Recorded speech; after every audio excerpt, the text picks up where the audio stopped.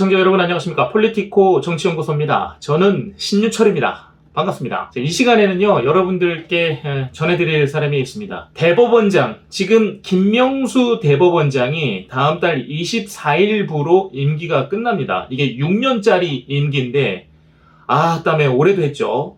이게 임기가 끝남으로 인해서 새로운 대법원장이 취임을 해야 되는데 누구로 지금 고르느냐, 요게 지금 숙제였는데 대법원장 후임 후보자로 윤석열 대통령이 이균용 서울고법 부장판사를 지명했습니다.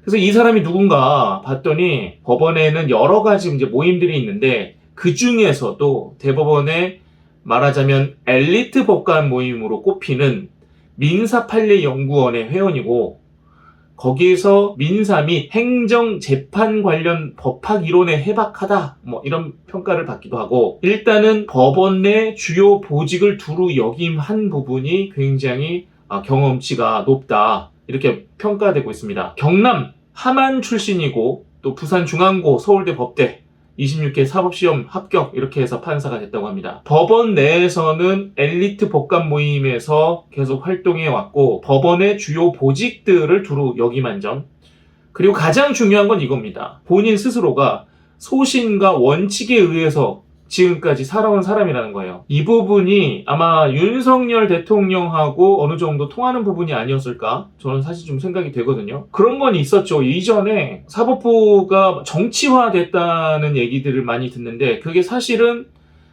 김명수 대법관, 그러니까 좌파 성향의 연구 모임인 우리법 연구회의 판사가 대법원장이 되면서 사실 그런 논란들이 제법 있었습니다. 판사가 정치화되면 판결들이 어떻게 되는가에 대한 경험들을 우리가 했죠. 가장 최근에 경험한 게 그 박병곤 판사 아니겠습니까? 정진석 의원 가지고 6개월 형 내림. 그 판사 같은 경우는 징계감이죠. 그런 식으로 좌편향적인 판단을 하는 경우가 생겨버린 거예요.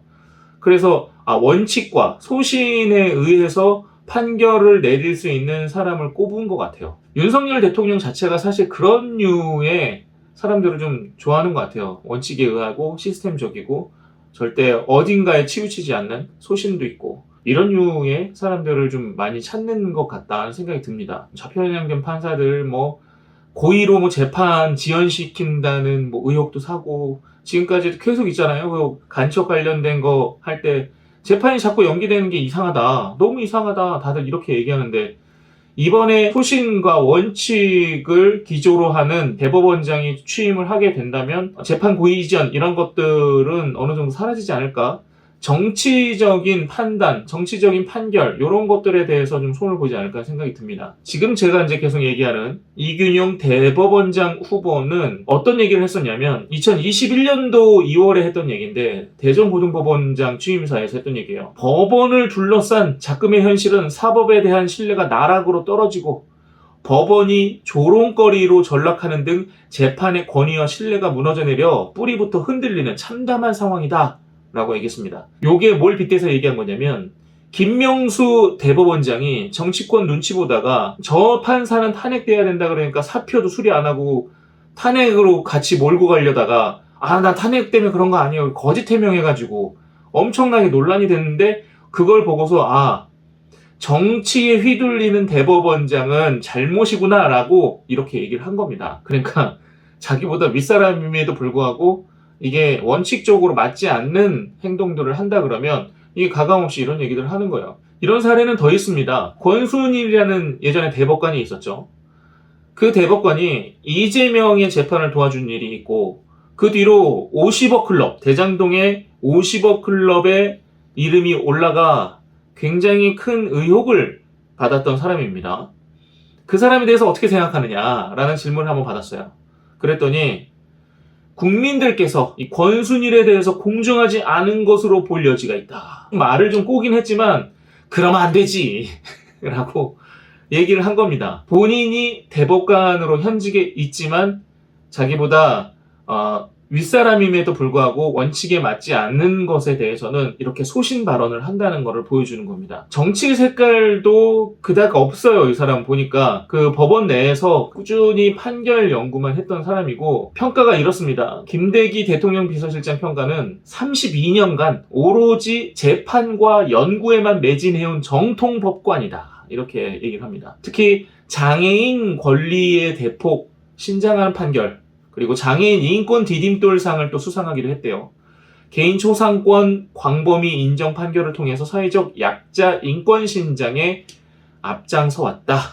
그렇게 신망 있는 법관이다 라고 평가를 했습니다. 40여 편의 논문, 판례평석 등을 발간하는 실력을 겸비했다. 법원 내에서는 확실히 엘리트에 꼽히는 인물이고 전면에는 나서지 않지만 항상 소신 있게 행동해왔던 인물이죠. 확실히 지금까지 우리가 봐왔던 진보적인 정치 판사들하고는 뭔가 느낌이 다른 그런 부분이 좀 있습니다. 이균용 대법원장이 이제 취임을 하게 되면 아마 9월부터가 되겠죠. 10월 정도가 되겠네요. 10월 이후에는 아마도 우리 사법부의 시스템이 어느 정도 좀 변화가 생기지 않을까? 그동안은 너무 이 정치 판사들이 좀 날뛰었고 또 실제로 이번 국회에 정치 판사를 경험한 뒤에 정치인으로 들어오는 그런 사람들이 너무 많았었어요. 사실은 이게 좀 그런 분들한테 문을 열어준 게 이 문재인 정권이 아니었나 생각이 듭니다. 문재인과 김명수의 합작품인 거죠. 그게 말하자면 정치 판사라는 얘기는 어느 정도 얘기가 줄어들진 않을까 하는 생각이 듭니다. 자, 요번에 이균용 후보자가 대법원장에 취임하면 말이죠. 13명으로 구성된 대법원 전원 합의체 대법관의 성향이 어떻게 되느냐. 이렇게 되면 중도와 보수로 꼽히는 대법관이 8명, 진보가 5명, 요렇게 구도가 됩니다. 중도를 굳이 이제 보수에다 넣긴 했는데 앞으로 이제 그런 판결들이 나오면 이 사람이 중도인지 아니면 보수나 진보로 갈리는 건지 뭐 이런 것들은 판단할 수 있겠죠. 일단은 대법관 정수는 14명인데 현재 이제 13명의 대법관들이 있고 그들의 성향은 중도 보수가 8명, 진보가 5명 이런 식으로 좀 갈려 있다. 앞으로 대법원에서의 판단에 대해서 우리가 이제 의심하면 안 되는 상황이 돼버렸네요. 자, 일단은 대통령이 이렇게 이균용 대법원장 후임 후보자 지명을 해서 이분에 대해서는 이제 여야가 표결로 결정을 하게 되고 김명수가 다음 달 24일까지 임기니까 그 뒤로 어떻게 상황이 바뀌는지 여러분들과 또 지켜보도록 하죠. 자, 이 시간은 여기까지입니다. 고맙습니다.